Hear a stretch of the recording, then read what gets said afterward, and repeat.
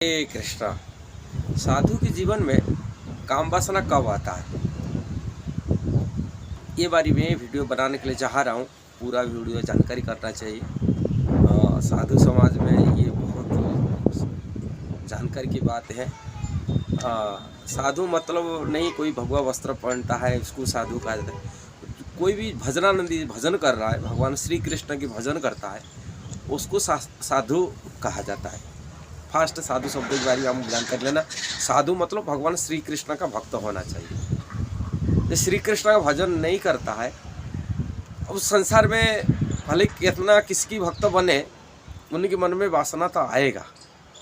काम शुद्धि नहीं हो सकता, पवित्र हो नहीं सकता, चित्त शुद्धि नहीं हो सकता। श्री कृष्ण के भजन करने से ही चित्त शुद्धि हो सकता है। ये बात श्रीमद् भागवत प्रमाण है। इसलिए साधु की शब्द भगवान श्री कृष्ण का भक्त से कोई भी भक्त हो, से गृहस्थ हो, ब्रह्मचारी हो, सन्यासी हो कि वानप्रस्थी हो, कोई भी हो, वो साधु है, भगवान श्री कृष्ण का भक्त। ये सिद्धांत शास्त्र में कहा गया। साधु मतलब नहीं किसी की भक्त बन गया वो भी साधु माना जाएगा, शास्त्र में ऐसा लिखा नहीं गया।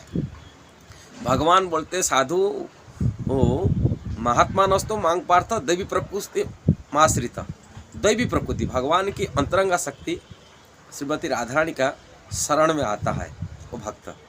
और यदि भगवान की प्रिया श्रीमती राधा रानी का शरण में नहीं आता है, कि भगवान की आह्लादिनी शक्ति का शरण में नहीं आता है, कि दैवी बहिरंगा शक्ति के अंतर्गत होता है, वो भगवान बोलते थे महात्मा शब्द उनके लिए नहीं बोले, महात्मा उनको बोले। अब भगवान और भी बताए के रखे साधु उनको मानना चाहिए यदि दुराचारी व्यक्ति क्यों न हो, सुदुराचारी। अब पीछे सुदुराचारी भजते मांग अन्यान भाग, अन्यान भाग मेरा व्यतिरिक्त और दूसरा किसी भजन नहीं करता। अब मेरा भजन करता है उनको साधु वेली मानो। किंतु ऐसा साधु जो साधु भगवान कृष्ण का भजन कर रहा है, भक्ति कर रहा है, भजन करने के बाद में उनके अंदर में विषय वासना बन के रहता है और विषय वासना छूटता नहीं। और विषय वासना भजन करने बाद पारंपरिक मूर्ति नहीं आ रहा है, फिर बाद में विषय वासना आ जाता है।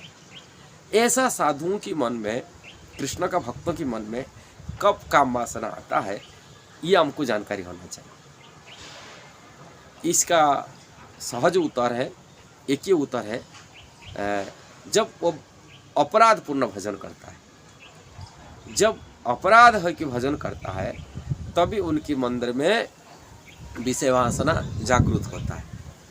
अभी अपराध क्या होता है ये बारे में हमको जानकारी होना चाहिए।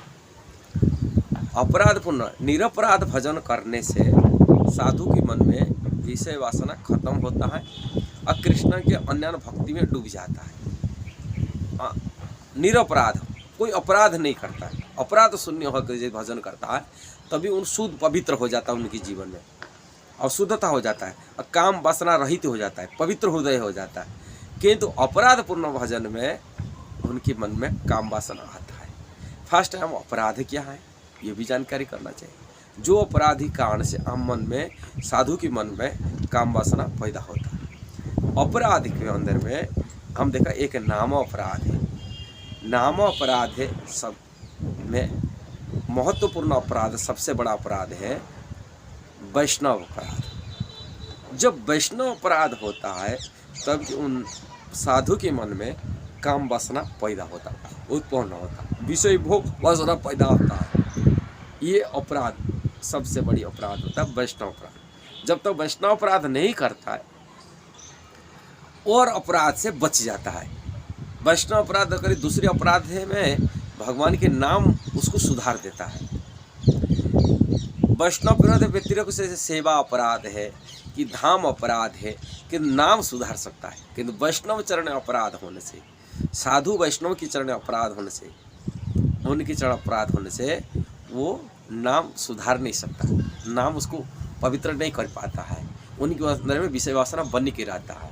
इसलिए सबसे बड़ा महत्वपूर्ण नाम अपराध से बचना चाहिए। और दूसरी जो अपराध होता है जैसे सेवा अपराध है, धाम अपराध है, और जो अपराध अलग अलग प्रकार वर्णन है, वो अपराध में ये कहता है शुद्धि करने के लिए उनको कुछ बाधक बनता है, पवित्र बनने के लिए बाधक बना देता है। माने उपशाखा बनता है। जैसे भक्ति लता में भगवान चैतन्य महाप्रभु कहते उपशाखा होता है, कुटी नाटी, मान सम्मान, पूजा प्रतिष्ठा आदि, ये सब उपशाखा बढ़ाता, भक्ति को परिपुष्ट कर नहीं पाता है, जिसी कारण से उनके अंदर संसार की वासना पैदा होता है, पुण्य आगे भोग वासना धीरे धीरे बढ़ता है, पुण्य आगे बढ़ सकता है, ये चांस की बात होता है। किंतु वैष्णव अपराध इतना खतरा होता है जिससे उनके अंदर में विषय वासना बन के रहता है, भोग वासना बन रहता है, विशेषकर काम वासना बन के रहता है, काम की सुधर नहीं सकता, इसलिए वैष्णव अपराध से रहित होते हैं। दूसरी जो अम्र अपराध होता है जिस प्रकार की,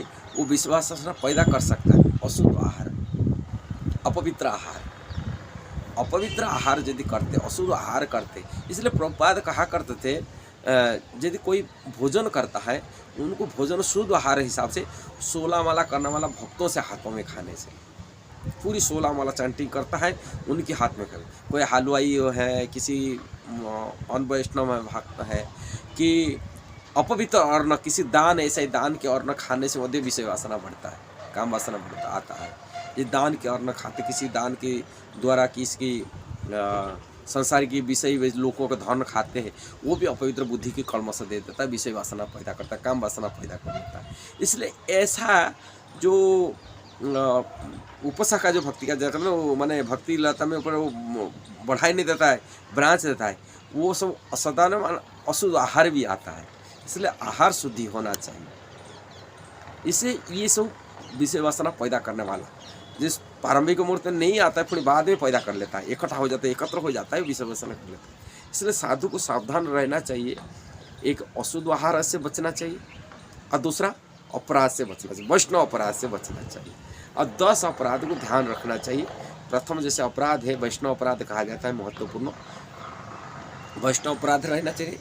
दूसरी अपराध जिसे कहा जाता है शिव ब्रह्मा आदि नाम को भगवान साथ में तुलना करना, बराबर की मानना कि अलग सोचना।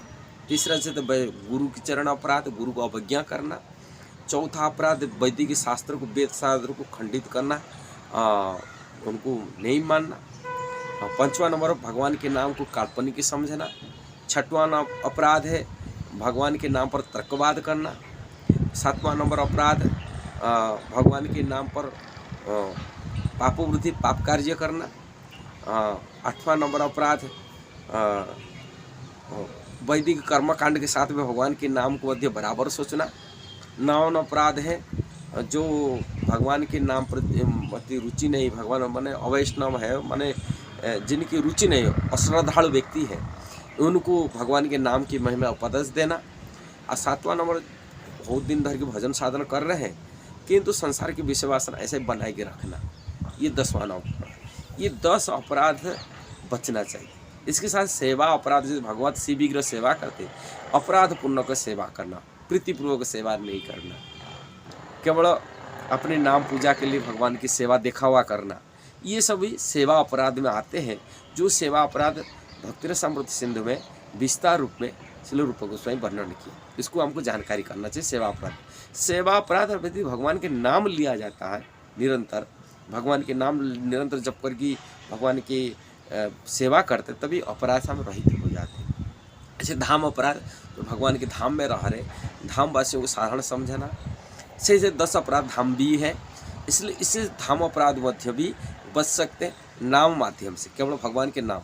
किंतु अपने नाम काम नहीं करेगा यदि हम वैष्णव अपराध करते, किसी वैष्णव चरण में अपराध करते हैं, वो वैष्णव अपराध के कारण से विषय वासना पैदा करेगा, वो कभी आपको नाम सहायता नहीं करेगा।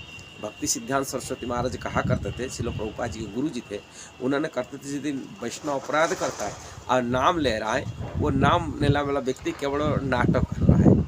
ऐसे नाटक, जैसे नाटक करने जैसे ऑपरा में, कोई फिल्म में ऑपरा नाटक करने वाले होते हैं, वो दिखावा करते हैं हमें राजा बन गए कि कोई ये बनते, कि राजा नहीं होते। ऐसे ही खुद वो एक साधु रूप में अभिनय करता है, साधु का अभिनय करता है, किंतु वैष्णव अपराध करता है और साधु का अभिनय करता है, वो वैष्णव नहीं है, ऐसे ही कहा करते थे।